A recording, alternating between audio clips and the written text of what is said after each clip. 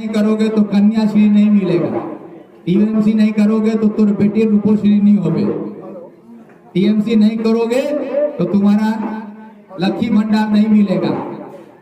ये काम हम लोग नहीं करते। हम लोग अपनी बात रखते हैं इंसाफ की, हक की, सच्चाई की, और हम आप लोगों को दावत देते हैं कि अगर आपको हमारी बात सही लगे, सच के राह पर चलने की आपकी चाह हो और इंसाफ की लड़ाई में आप कांग्रेस का हाथ थाम कर मजबूती के साथ इस इलाके की खिदमत करना चाहते हैं सियासी तौर पर, तो आप सबको खुले लफ्जों में हम दावत देते हैं। बाहें फैलाए, हम आपका इस्तेमाल करने के लिए खड़े हैं।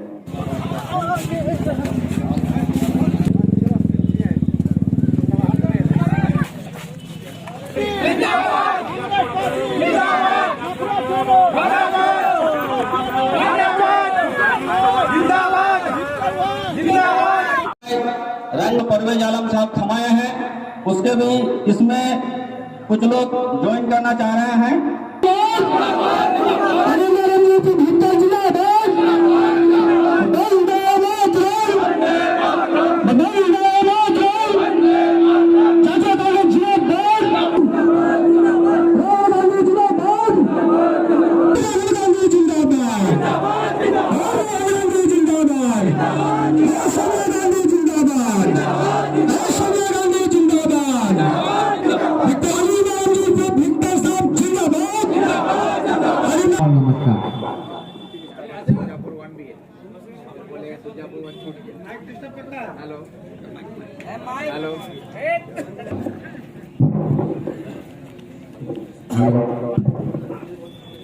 जिंदगी के 2 महीना में एक प्रोग्राम चल रहा है, उस प्रोग्राम में हमको पहुंचना है। वहाँ पर भी एक कांग्रेस के युवा साथियों का एक प्रोग्राम है जिसमें हमारे स्टेट के सेक्रेटरी, प्रेसिडेंट सभी आए हुए हैं। तो वहाँ पर जाकर फिर एक ज्वाइनिंग प्रोग्राम होगा, उसमें भी शामिल होगा। प्यार और मोहब्बत के साथ हम लोगों का इस्तेमाल किया, फूलों के हाथ से, फूलों की बारिश में आप लोग हमें नहाते हुए यहाँ तक लेके आए। मुझे कभी कभी एहसास होता है इस बात का कि मैं चुनाव जरूर हार गया, एनआरसी के नाम पर, सीए के नाम पर लोगों को डराया गया कि एनआरसी हो जाएगा तो आपको बांग्लादेश भेज दिया जाएगा, डिटेंशन कैंप में डाल दिया जाएगा, मोदी आ जाएगा तो कौन बचाएगा। इस नाम पर भले आपको डराकर और गलाकर आपसे वोट ले लिया गया हो, कोई और जीत भी गया हो, सरकार भी ममता की बन गई हो, लेकिन हुकूमत बंगाल में ममता की हो, लेकिन आपके दिलों में मेरी मोहब्बत आज भी बरकरार है और यही सबसे बड़ी जीत है। और इस जीत का सेहरा आप लोगों ने मेरे साथ बांधा है कि आपके दिलों में जो इज्जत, जो मोहब्बत, जो प्यार आप लोगों का है, मुझे कभी कुर्सी से कोई लगाव नहीं है। अगर मुझे कुर्सी से प्यार होता तो शायद बहुत पहले ममता बनर्जी दावत दे रही थी कि टीएमसी में आ जाओ, और पिछले 12 साल में तकरीबन 10 से 12 बार उन्होंने मुझे टीएमसी में शामिल होने की दावत दी। लेकिन हमेशा मंत्री की कुर्सी दी गई, एमपी की बात की गई, पार्टी में अच्छे ओहदे की बात की गई, कहीं मार्केटिंग बोर्ड का चेयरमैन बनाने की बात कही गई, बहुत सारा ओहदा देने की बात हुई। लेकिन हमेशा मैंने कुर्सी को ठोकर मारा और हमेशा आवाम को चुना कि मैं आवाम के बीच में रहकर आवाम की जरूरतों को लेकर सरकार के सामने फरियाद लगाना मुझे मंजूर है, ना कि सरकार के फेंके हुए कुर्सी पर बैठकर उसकी गुलामी करना। मैं गुलामी करने के लिए तैयार नहीं, क्योंकि हो सकता है बहुत सारे लोगों को ये लगता है कि शायद विक्टर को टीएमसी में होना चाहिए, टीएमसी में रहता तो आज मंत्री होता, टीएमसी में होता तो शायद आज एमपी होता। तो जो लोग ये सोचते हैं, बहुत लोगों ने मुझे सलाह भी दी कि टीएमसी में चले आओ, क्योंकि मुझे अफसोस होता है कि उनके पास सियासी नजर नहीं है, दूरंदेशी की कमी है। अगर वो लोग आज यहाँ पर होते तो मैं उनसे कहता कि यहाँ आओ और आकर देखो कि भले मैं टीएमसी में नहीं गया, मंत्री नहीं बना, एमपी नहीं बना, हुकूमत सरकार में तुम्हारी है, लेकिन दिलों पे हुकूमत विक्टर की है। और ये जो मोहब्बत, ये जो प्यार है, ये किसी भी सरकार में रहकर, कोई मंत्री के कुर्सी पर बैठकर, एमपी बनकर भी ये कमाया नहीं जा सकता जो इज्जत आप लोगों ने मुझे दी है। और मैं हमेशा इस बात का शुक्रगुजार हूँ कि नौजवान साथी मेरे, छोटे भाई बड़े भाई के तौर पर नौजवानों का जो जोश उभर के आता है, जिस तरह से आप लोग एक आवाज में हजारों की भीड़ निकल के आती है, जैसे उसका एक नमूना हम लोग को देखने को मिला कि 20 तारीख को हमारे प्रदेश कांग्रेस के सभापति अधीर रंजन चौधरी के लीडरशिप में मगरबी बंगाल में सागर से पहाड़ तक का जो यात्रा निकाला गया, राहुल गांधी के लीडरशिप में जो यात्रा चल रही है, जो आज कश्मीर पहुंची, 3570 किलोमीटर का सफर तय करते हुए एक ही नारे के साथ कि भारत जोड़ो का नारा देते हुए वो चल रहे हैं। और ये भारत जोड़ो का नफरत के बाजार में मोहब्बत की दुकान खोलने की बात कर रहे हैं, क्योंकि आज मुल्क में जो नफरत की सियासत चल रही है, बंटवारे की सियासत चल रही है, हिंदू मुसलमान की बात होती है, मस्जिद मंदिर की बात होती है, हिंदुस्तान पाकिस्तान की बात होती है, जात पात की बात होती है, भाषा की बात होती है, जिससे हमें बांटा जा सके वो हर बात होती है, लेकिन जिससे हमारी तरक्की हो, हमारी पढ़ाई की बात नहीं होती है, हमारी नौकरी की बात नहीं होती है, हमारे अच्छे सड़कों की बात नहीं होती है, हमारे लिए अच्छा सेहत का इंतजाम हो उसकी बात नहीं होती है, हमारे यहाँ के किसानों को उसका मुआवजा कैसे मिलेगा उसकी बात नहीं होती है, हक की बात नहीं होती है, इंसाफ की बात नहीं होती है। लेकिन बात क्या होगा? हिंदू और मुसलमान का, मंदिर और मस्जिद का, ताकि हमारे बीच में धर्म के नाम पर, जात के नाम पर बंटवारा किया जाए और हम लोग आपस में लड़ते रहें और हमारी लड़ाई का फायदा मोदी सरकार में बैठी हुई के लोग उसका फायदा उठाएं और देश को धीरे धीरे बेच दिया जाए। आज अगर आप लोग इस बात को गौर से देखें तो हमारे देश में आपका जो संपत्ति है, यानी कि आवाम का जो संपत्ति है, आज आवाम की संपत्ति में रेलवे, इंडियन रेलवे पब्लिक की संपत्ति, बैंक ऑफ इंडिया देश के जनता की संपत्ति, स्टेट बैंक ऑफ इंडिया जनता का संपत्ति। आज ये जो जनता की संपत्ति है, ये सारी संपत्तियों को बेच दिया जा रहा है प्राइवेट कंपनियों के हाथ में। अदानी अंबानी जैसे लोग इसको खरीद रहे हैं। आज आप लोग देख रहे होंगे कि बहुत सारा बैंक जो है वो मर्ज कर दिया जा रहा है किसी एक बैंक के साथ।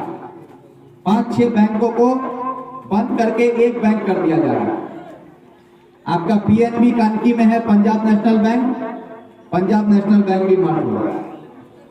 तो गरीब आदमी अपना मेहनत का खून पसीना का पैसा कमा के बैंक में रखता है।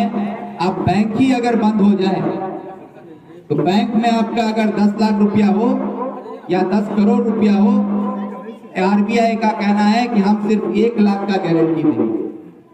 आपके 10 लाख रुपया अगर बैंक में है और बैंक अगर बंद हो जाता है, सरकार उस बैंक को दूसरे बैंक को दे देती है या बैंक बंद कर दिया जाता है, तो आपका 10 लाख रुपया हो या 50 लाख रुपया, उससे सरकार को या बैंक को कोई मतलब नहीं। बैंक सिर्फ आपको हर्जाने के रूप में सिर्फ 1 लाख रुपया, तो आपका बाकी पैसा कहाँ गया? आपका बाकी पैसे का जिम्मेदारी कौन लेगा? सरकार उसकी जिम्मेदारी नहीं लेगी। रिजर्व बैंक ऑफ इंडिया बोल रहा है कि हम सिर्फ 1 लाख की जिम्मेदारी लेंगे। यानी कि आपका जो पैसा है, हिंदुस्तान के गरीब किसान मजदूर का पैसा, नौजवानों का पैसा, माँ बहनों का पैसा, मेहनत कश लोगों का पैसा, नौकरी करने वालों का पैसा, बिजनेस करने वाले लोगों का पैसा, तो करोड़ों लोगों का करोड़ों अरबों रुपया जमा है और सारा पैसा सरकार हड़प जाएगी। सारा पैसा पूंजीवादी लोग जो बैंक को खरीद रहे हैं वो हड़प जाएंगे और आपको उसके बदले में सिर्फ दिया जाएगा 1 लाख रुपया। तो ये किस तरह की साजिश है कि गरीब किसानों को लूट लो, मजदूरों को लूट लो, सबको लूट लो। इसके खिलाफ ये लड़ाई हमारे देश में आज हिंदू मुस्लिम के नाम पर जो पूरे देश को बांटा जा रहा है, उससे बचने के लिए, उससे लड़ने के लिए एक ही पार्टी है जो कांग्रेस, जो राहुल गांधी के लीडरशिप में भारत जोड़ो का यात्रा निकाले हुए पूरे हिंदुस्तान को जोड़ते हुए आगे बढ़ रही है। आज राहुल गांधी का यात्रा जिस राज्य से भी गुजर रहा है, रास्ते से गुजर रहा है, लाखों करोड़ों की तादाद में लोग उसमें शामिल हो रहे हैं। हिंदू मुस्लिम सिख ईसाई, पढ़े लिखे, बेकार नौजवान, किसान मजदूर, माँ बहन, हर कोई उसमें शामिल हो रहा है। बुद्धिजीवी, साइंटिस्ट, हर कोई उसमें शामिल हो रहा है। क्यों? क्योंकि सारा देश अब इस बात को समझ रहा है कि धर्म की राजनीति करके नरेंद्र मोदी अपना उंगली सीधा कर सकते हैं और नफरत की राजनीति में रोटी सेक कर बीजेपी अपनी सरकार चला रही है, लेकिन इससे न देश का भला हो रहा है न आवाम का भला हो रहा है। क्योंकि हम लोगों को जो ख्वाब दिखाया गया कि सबके जेब में 15 लाख रुपया आएगा, क्या 15 लाख रुपया आया? किसी के जेब में नहीं आया। अच्छे दिन आएंगे, आतंकवाद खत्म होगा, नोटबंदी होगा तो आतंकवाद खत्म हो जाएगा, ये कहा गया था। ना आतंकवाद खत्म हुआ, ना अच्छे दिन आए, ना 15 लाख रुपया आया, बल्कि नोटबंदी होने से हमारे देश का हर वो छोटा छोटा किसान, मजदूर, छोटा व्यापारी बर्बाद हो गया। जीएसटी की मार से आज पूरे देश में तकरीबन 3 करोड़ से ज्यादा छोटा व्यापारी, वो छोटा व्यापारी का व्यापार खत्म हो गया, उसको बेरोजगार कर दिया गया। 2 करोड़ नौकरी देने की बात की गई थी कि हर साल 2 करोड़ नौकरी देंगे, बल्कि देखा यह जा रहा है कि मोदी सरकार के इसमें हर दिन हमारे देश का 50,000 लोगों का रोजगार खत्म हो रहा है। हर दिन 50,000 लोगों का रोजगार खत्म हो रहा है।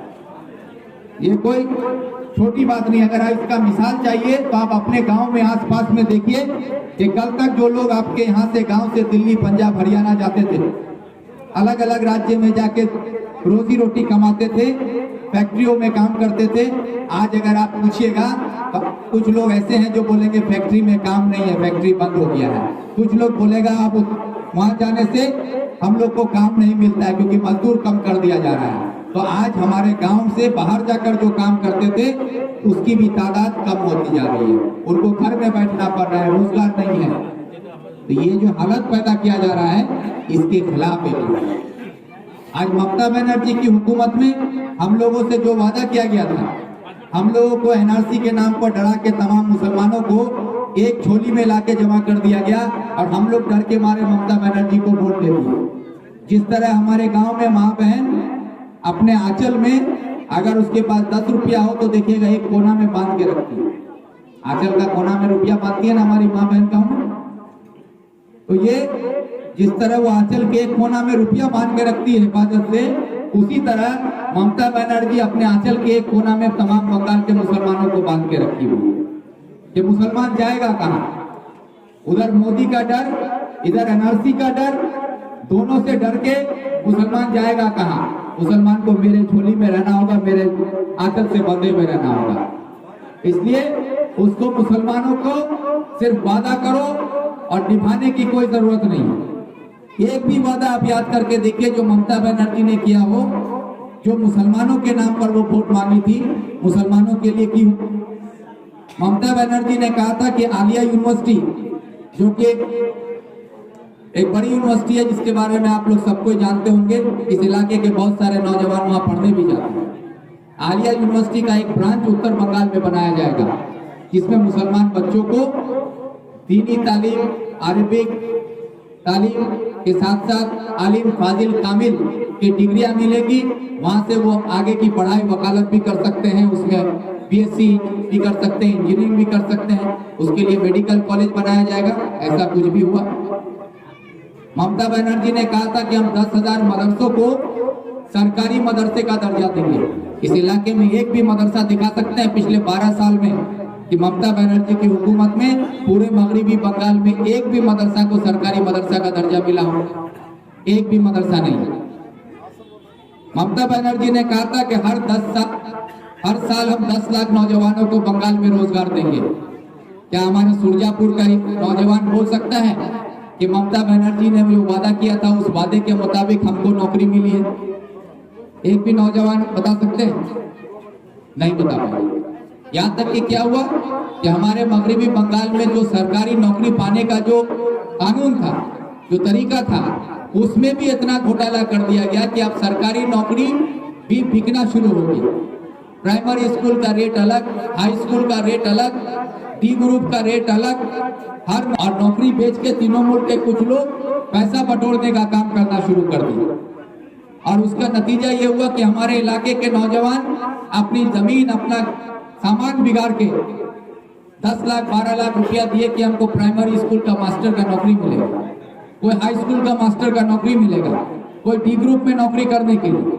नतीजा ये हुआ कि लाखों रुपया हम लोगों ने दिया नौकरी पाने के लिए। कुछ लोगों को नौकरी मिली, कुछ को नौकरी नहीं मिली, और अब जिनको नौकरी मिली है उनका नौकरी हाईकोर्ट खारिज कर रहा है। अब सारी नौकरियां खारिज हो रही है। अभी कुछ दिन पहले 952 लोगों की नौकरी चली गई, आप लोगों ने देखा।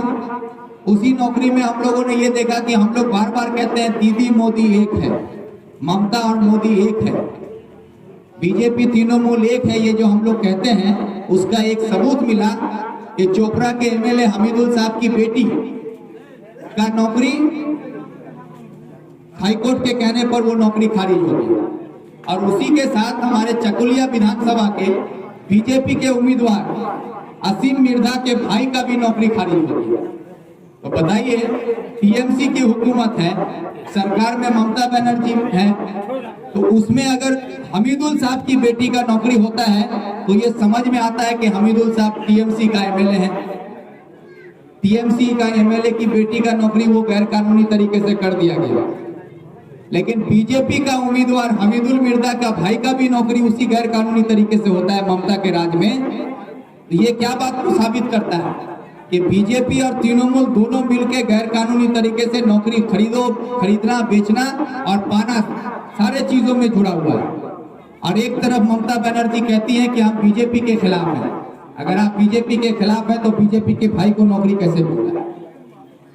ये सवाल नहीं।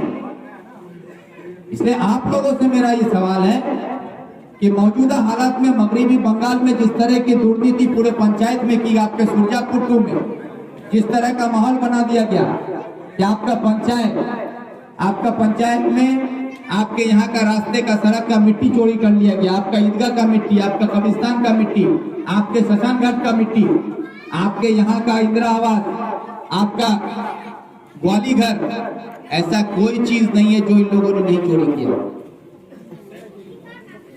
आपसे अगर पूछें तो हर जगह, हर गांव में हर आदमी ये कहेगा कि हाँ, हमारा इंदिरा आवास में पैसा दे के हमको इंदिरा आवास में नाम चढ़ाया गया, उसके बाद इंदिरा आवास मिला तो फिर 20,000 रुपया लिया, कोई 30,000 रुपया लिया। उसमें भी बहुत लोग कहता है कि मोड़ नाम लक्षित काटे दिए, पैसा लेके नाम नहीं है। ये जो माहौल बनाया जा रहा है ना, इसके खिलाफ लड़ाई करने की जरूरत है। अगर आप लोग इंसाफ चाहते हैं, सच के साथ चलना चाहते हैं, तो सच के राह पर आपको भी चलने की जरूरत है। क्या मिलेगा वो सोच के सिर्फ राजनीति में आइएगा कि कौन पार्टी हमको क्या देगा, तो कोई पार्टी आपको खाना पका के नहीं देगा। सिर्फ कानून व्यवस्था बना के देगा जिसके तहत आपके घर में खाना भी पकेगा, आपके बच्चों को तालीम भी मिलेगी, आपको रोजगार भी मिलेगा, आपके सेहत का भी इंतजाम रहेगा, आपकी जिंदगी को बेहतर बनाने के लिए उसका रास्ता भी तैयार किया। आज टीएमसी के लोग क्या कहेंगे, सुरजापुर में 100-150 आदमी ज्वाइन कर गया तो तृणमूल का क्या जाएगा? फिर सब अपना ही पार्टी का ज्वाइनिंग कराता है। हम लोग तो भाई नाम ले लेके बुला के बोलते हैं कि कौन ज्वाइन किया। टीएमसी के जो कैंडिडेट थे साकिब साहब वो ज्वाइन किए, टीएमसी का लोग प्रेसिडेंट ज्वाइन किए, तो ये तो हम लोग बता रहे हैं। लेकिन टीएमसी वाले के ज्वाइनिंग में किसी का नाम नहीं आया। बोले कि सब ला फॉरवर्ड ब्लॉक चले आसलो, सब कांग्रेस वाले आ गए। सब में कौन है? उन साहब का भी तो नाम बोलो। किसी का नाम नहीं बता पाते क्योंकि उनके साथ कोई जाता नहीं। और हम लोग किसी को डरा के धमका के नहीं लाते हैं। जिस तरह टीएमसी वाले कहेंगे अगर टीएमसी पार्टी नहीं करोगे तो तुम्हारा इंदिरा आवास कट जाएगा, टीएमसी नहीं करोगे तो कन्याश्री नहीं मिलेगा, टीएमसी नहीं करोगे तो तुम बेटी रूपोश्री नहीं होगे, टीएमसी नहीं करोगे तो तुम्हारा लक्ष्मी भंडार नहीं मिलेगा। ये काम हम लोग नहीं करते। हम लोग अपनी बात रखते हैं, इंसाफ की, हक की, सच्चाई की, और हम आप लोगों को दावत देते हैं कि अगर आपको हमारी बात सही लगे, सच के राह पर चलने की आपकी चाह हो और इंसाफ की लड़ाई में आप कांग्रेस का हाथ थाम कर मजबूती के साथ इस इलाके की खिदमत करना चाहते हैं सियासी तौर पर, तो आप सबको खुले लफ्जों में हम दावत देते हैं। बाहें फैलाए, हम आपका इस्तेमाल करने के लिए खड़े हैं। और आप लोग अपनी मर्जी से आते हैं। आज जो हर जगह आप लोग देख रहे हैं कि हजारों की तादाद में लोग जुड़ रहे हैं, सारे लोग अपनी मर्जी से कांग्रेस में शामिल हो रहे हैं। तृणमूल के खिलाफ, तृणमूल के दुर्नीति के खिलाफ, उनके चोरों के खिलाफ लोग बदजन होके, बेजार होके आज कांग्रेस का हाथ थाम रहे हैं। इसलिए हम आप लोगों से यही कहेंगे कि आप लोग जो लोग कांग्रेस में शामिल हुए उसका सबका हम इस्तेमाल करते हैं, आप लोगों का शुक्रिया अदा करते हैं कि आप लोगों ने हमारी लीडरशिप पर भरोसा रखा है।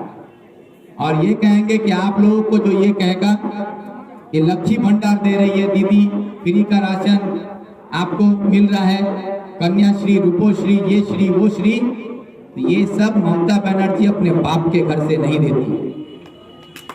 ये सब आवाम का पैसा, आपका पैसा है जो सरकार आपको ही लौटा रही है, आप पर कोई एहसान नहीं कर रही। और इसके बदले में सरकार आपको चारों तरफ से लूट रही है।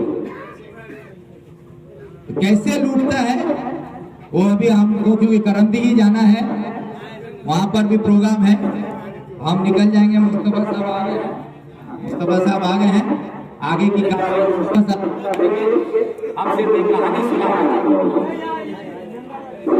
एक कलवा चोर नाम का चोर बहुत मशहूर है। कलवा चोर नाम का एक चोर काफी मशहूर है। उसकी फितरत है चोरी करना। एक दिन चकुलिया बस स्टैंड में एक बस आके रुकी, बस से पैसेंजर उतरने लगे। कलवा चोर एक पैसेंजर के पास गया और उसके जेब से 5,000 रुपया निकाल लिया। उसके बाद वो सामने वाली चाय की दुकान में जाके बैठ के चाय और बिस्किट खाने लगा। जब उस आदमी को एहसास हुआ कि मेरे जेब से सारा पैसा गायब हो गया है, तो वो चीखने लगा, चिल्लाने लगा, रोने लगा कि मेरे पास 5,000 रुपया था, मेरा सारा पैसा चोरी हो गया, मेरा बेटा का दवा लेना था, घर का सामान लेना था, अब मेरे पास कुछ नहीं है। तो सारे लोग खड़े होकर उसकी बात सुन रहे थे और कलवा चोर वो चाय की दुकान से वो भी उसको देख रहा कि आया, आकर उस आदमी को पूछा क्या हुआ, तुम क्यों रो रहे हो? तो फिर रोते हुए बोला कि मेरा जेब में 5,000 रुपया था, सारा पैसा चोरी हो गया, मेरा बच्चा के लिए दवा लेना था, घर का सामान चाहिए था, जरूरत का सारा सामान लेके आपको घर जाना है, अब मेरे पास कुछ नहीं है। तो वो कलवा चोर बोला ठीक है, रो मत, हम हैं, और उसको 500 रुपया निकाल के देता है, ये लो 500 रुपया। तो उस आदमी को लगा कि कलवा चोर तो बहुत अच्छा आदमी, आतला लोग लिखी कानू कोई मोर कुछ नहीं करे दिले, और इधर लोग 500 टका दिले, 500 रुपया दिया और उसको फिर वो दुआ भी दिया और घर चला गया। वही हाल है जो कलवा चोर है, वो कलवा चोर असल में ममता बनर्जी, वो आप लोगों का ही पैसा चोरी कर रही है और आप ही को 500 रुपया दे के फिर आपका वोट लेके चली जाती है। आप कहते हैं कदे बढ़िया, मुख 500 टका लक्ष्मी भंडार दिले, मुख फ्री राशन दिले, लेकिन आपको लूटता कैसे है कि आपका घर में जो बिजली का बल्ब जलता है ना, ये बिजली का बल्ब अगर आप ध्यान दें, आज से 4 साल 5 साल पहले, 6 साल पहले तो आपका बिजली का बिल आता था कितना? एक बल्ब और एक पंखा अगर चलता था तो महीना का 120 रुपया 130 रुपया बिल होता, और आज एक बल्ब और एक पंखा ही आपका है, आज आपका बिल 800 से 900 रुपया आता है, 1200 रुपया आता है। पूरे हिंदुस्तान में सबसे ज्यादा बिजली का बिल अगर कोई लेता है तो ममता बनर्जी का सरकार, पश्चिम बंगाल सरकार लेता है। तो आपका बिजली का नाम से पैसा लिया, आप लोग किसान हैं, आपका सार का दाम पहले कितना था? जो 1000 रुपया था आज 4500 रुपया पार हो गया। आपका बीज का दाम कितना था, आज उसका दाम कितना हो गया। आप जो खाने का तेल इस्तेमाल करते हैं, सरसों तेल, पहले 70 रुपया लीटर था, आज भी 200 रुपया लीटर हो गया। आपका दवा का दाम बढ़ गया, हर एक चीज का दाम बढ़ गया। पहले 500 रुपया लेके हाट जाते थे तो झोला भर जाता था, जेब में कुछ पैसा बच जाता था, और आज 500 रुपया लेके जाइएगा, झोला आधा भी नहीं भरेगा, आपका जेब भी खाली हो जाएगा। तो महंगाई चारों तरफ से बढ़ गई। हर तरह से आपको लूटा जा रहा है और बदले में आपको लक्ष्मी भंडार में 500 रुपया पकड़ा दिया गया। राशन के नाम पर आपको राशन दे दिया, जो राशन सेंट्रल गवर्नमेंट दे रहा है। प्रधानमंत्री आवास योजना आपको घर दिल्ली सरकार से आता है और यहाँ पर ये लोग बोलाया कि दीदी दे रहा है दिल्ली से प्रधानमंत्री आवास योजना। ये जो लूटने का कारोबार खोल के रखा है, इसके खिलाफ लड़ाई।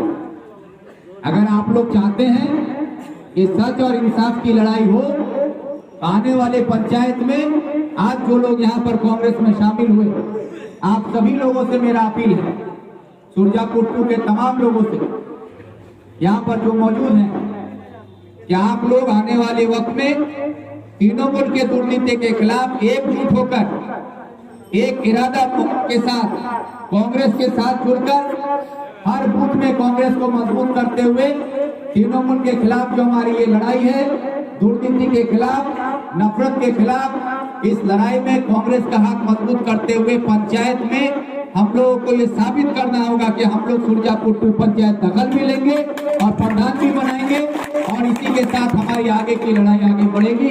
यही कहकर आप सबका मैं शुक्रिया अदा करते हुए अपनी बात खत्म करता हूँ। जय हिंद, वंदे मातरम।